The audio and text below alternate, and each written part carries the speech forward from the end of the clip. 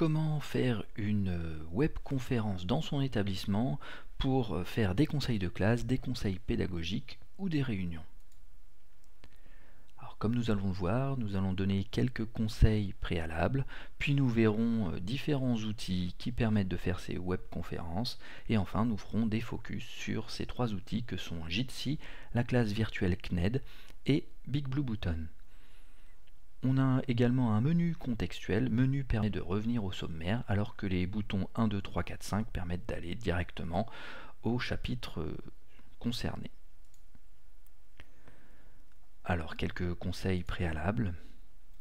Il est possible que pendant les réunions, il est même plus que possible, que certaines données soient sensibles ou personnelles.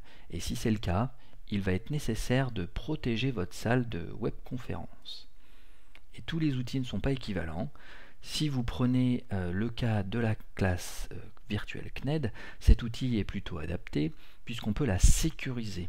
On la sécurise en mettant tous les individus de la webconférence dans un groupe, ce qui fait que si un intrus entre dans la salle, il ne peut pas entendre ce qu'il se dit. Si par contre vous n'avez pas trop l'habitude d'utiliser les webconférences, l'outil Jitsi est un bon moyen pour débuter. Quelques informations. Il faut savoir que ces trois outils respectent la législation et le règlement général de la protection des données. Par contre, seul Jitsi et la classe CNED sont spécifiques à l'éducation nationale. Il y a des serveurs spécifiques qu'il convient d'utiliser. Ces serveurs sont en lien sur la présentation Geniali un peu plus loin. Alors du coup, quel outil choisir ?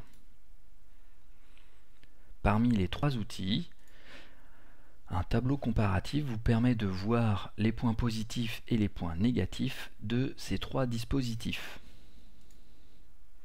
Pour faire simple, si Jitsi est l'outil le plus simple à prendre en main, les fonctionnalités sont très basiques. Par contre, si vous voulez des fonctionnalités très importantes, eh bien dans ce cas-là, vous pouvez utiliser BigBlueButton, mais la prise en main est beaucoup plus compliquée. Ensuite, il va y avoir un focus sur chacun des outils.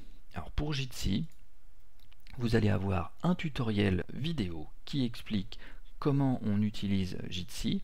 Vous avez aussi la possibilité d'avoir un PDF et également le lien vers les serveurs de l'éducation nationale.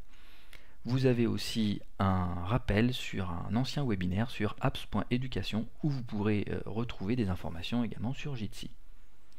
De la même manière, vous retrouverez des tutoriels pour la classe virtuelle du CNED, un tutoriel vidéo, un PDF de prise en main et également un lien vers l'inscription pour les classes virtuelles avec aussi un rappel pour les webinaires sur la classe CNED. Et puis BigBlueButton qui est donc le seul à ne pas avoir un serveur de l'éducation nationale. Encore une fois, vous avez un tutoriel vidéo de prise en main, ainsi qu'un document PDF et un lien pour aller vers BigBlueButton. Alors maintenant, c'est à vous d'essayer les différents outils et de prendre celui qui vous semble le plus adéquat pour votre utilisation.